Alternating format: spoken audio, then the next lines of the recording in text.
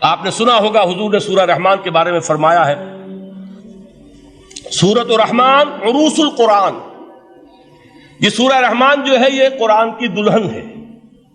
جیسے دلہن کو آپ خوشنما لباس پہناتے ہیں، آراستہ پیراستہ اس کو گہنے اور اس کو زیور پہناتے ہیں، تو جس طریقے سے سجاتے ہیں آپ دلہن کو، اللہ تعالیٰ نے ایک سورت قرآن مجید میں یہ ایسی رکھی ہے سورہ رحمان کہ اسے خوب سجایا ہے۔ اس میں الفاظ کا در و بست، اس کا اپنا ایک ڈیوائن میوزک ہے۔ وہ تو اللہ تعالیٰ قراء جو ہے، خاص طور پر مصر کے قراء، اللہ تعالیٰ ان پر رحمت نازل فرمائے، ان کی خطاؤں سے درگزر کرے۔ جس طرح قرآن کے انٹرنسک میوزک کو انہوں نے واضح کیا ہے، واقعہ یہ ہے کہ اگر یہ لوگ نہ ہوتے، شیخ عبد الباسط محمد عبد الصمد، شیخ محمود خلیل الحصری، یہ لوگ کہ جنہوں نے قرآن کے اس غنا میوزک، یہ لفظ جو ہے آپ حیران نہ ہو کہ میں یہ کوئی شاید توہین کر رہا ہوں قرآن کی، حضور نے یہ لفظ استعمال کیا ہے، تغنو، اس قرآن کو اچھی سے اچھی خوشلہانی کے ساتھ پڑھو۔ من لم یتغن بالقرآن فلیس منا، جو قرآن کو بہتر سے بہتر انداز میں، اچھی سے اچھی آواز میں، خوشلہانی کے ساتھ پڑھنے کی کوشش نہیں کرتا، وہ ہم میں سے نہیں ہے۔ بلکہ ایک مرتبہ حضور رات کے وقت آپ گشت پر تھے اپنے ساتھیوں کے حالات معلوم کرنے کے لیے۔ حضرت ابو موسیٰ اشعری رضی اللہ تعالیٰ عنہ ایک صحابی ہیں، ان کے گھر کے پاس سے گزر ہوا، وہ رات کو تہجد پڑھ رہے تھے، کھڑے ہوئے کیف کے عالم میں قرآن تلاوت کر رہے ہیں۔ حضور کو بہت پسند آئی ان کی قرات، کافی دیر تک وہاں کھڑے سنتے رہے۔ اب انہیں کیا پتا کون سن رہا ہے، بالکل اسی طرح سمجھ لیجئے ایک بات یاد آئی ہے، حضور فرماتے ہیں کہ جس طرح کان لگا کر اللہ قرآن کو سنتا ہے، کسی چیز کو نہیں سنتا۔ ہمیں نظر نہیں آتا نا، ہمیں معلوم نہیں، ہم قرآن پڑھ رہے ہیں تو سننے والا کون ہے؟ سب سے زیادہ کان لگا کر خود اللہ۔ یہاں اس لیے مجھے یاد آیا کہ ابو موسیٰ اشعری کو کیا پتا تھا کہ کون سن رہا ہے؟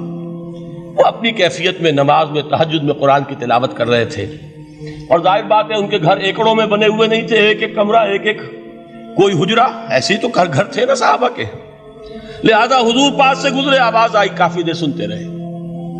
اس کے بعد آپ تشریف لے گئے، صبح فجر میں ملاقات ہوئی تو حضور نے تحسین کے انداز میں فرمایا، یا ابا موسیٰ انک قد اوتیت مزمارا من مزامیر آل داؤد، اے ابو موسیٰ تمہیں تو آل داؤد کے سازوں میں سے ایک ساز اللہ نے عطا فرما دیا ہے۔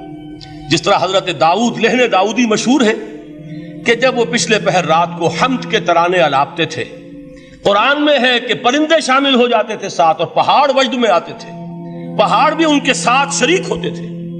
تو جس طرح کا اللہ نے ان کو لہن عطا فرمایا تھا، حضور نے تحسین کے انداز میں فرمایا، ہے ابو موسیٰ اشعری، اللہ نے تمہیں بھی آل داؤد کے سازوں میں سے ایک ساز عطا فرمایا۔ بہرحال قرآن مجید کا جو یہ میوزک ہے، قرآن کے الفاظ کا جو حسن ہے، جہاں تک حسن معنوی ہے وہ تو ہر لفظ میں ہے، لیکن یہ حسن ظاہری، حسن صوتی، حسن لفظی، یہ اپنے کلائمیکس پر آپ کو نظر آئے گا سورہ رحمان میں۔ لیکن قرآن میں یہ سورت اس اعتبار سے بھی ممتاز ہے، اس کی 4 آیات پر ذرا توجہ کریں گے، عجیب حقائق سامنے آئیں گے۔ جہاں یہ قرآن مجید کے حسن صوت اور حسن لفظی کی معراج ہے، وہیں اس کی پہلی 4 آیات میں 4 چوٹی کی چیزوں کا ذکر ہے، سب سے اونچی چیزیں۔ پہلی آیت کیا ہے؟ الرحمن، ایک آیت ہو گئی۔ رحمان کیا ہے؟ اللہ کا نام ہے۔ کبھی آپ نے غور کیا اللہ کے ناموں میں سب سے پیارا نام کون سا ہوگا؟ رحمان۔ کیوں؟ اس کا مادہ کیا ہے؟ رحمت۔ ہمیں سب سے بڑھ کر جس چیز کی ضرورت ہے وہ کیا ہے؟ رحمت خداوندی۔ نام اچھی طرح سن لیجئے اس حضور کے قول کو۔ حضور فرماتے کوئی شخص جنت میں مجرد اپنے عمل کی بنیاد پر داخل نہیں ہو سکے گا جب تک کہ رحمت خداوندی دستگیری نہ کرے۔ کسی صحابی نے بڑی ہمت اور جرأت کا ثبوت دیا کہ پوچھ لیا، کیا حضور آپ بھی؟ جب آپ نے فرمایا کوئی شخص داخل نہیں ہو سکتا جنت میں محض اپنے عمل کی بنیاد پر جب تک کہ رحمت خداوندی جو ہے وہ دستگیری نہ فرمائے۔ پوچھا گیا کیا آپ بھی؟ آپ نے فرمایا ہاں میں بھی۔ آپ انداز کیجئے کہ اگر محمد الرسول اللہ بھی رحمت خداوندی کے ضرورت مند ہوں تو تاب دیگراں چہ رسد، ہماری تو سب سے بڑی ضرورت رحمت خداوندی ہے۔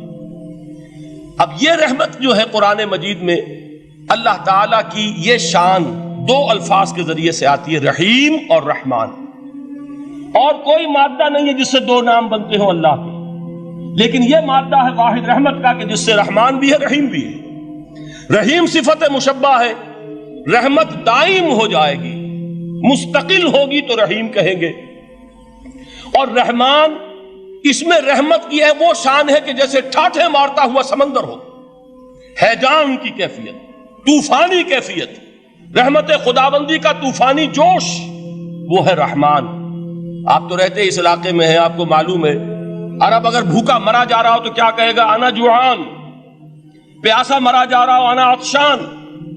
بہت غضبناک ہوگا غضبان، غضبان آصفہ قرآن میں آیا ہے، بہت غضبناک۔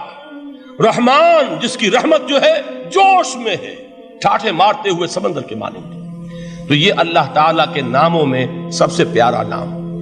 اب آگے چلیے، الرحمن علم القرآن، رحمان نے قرآن سکھایا۔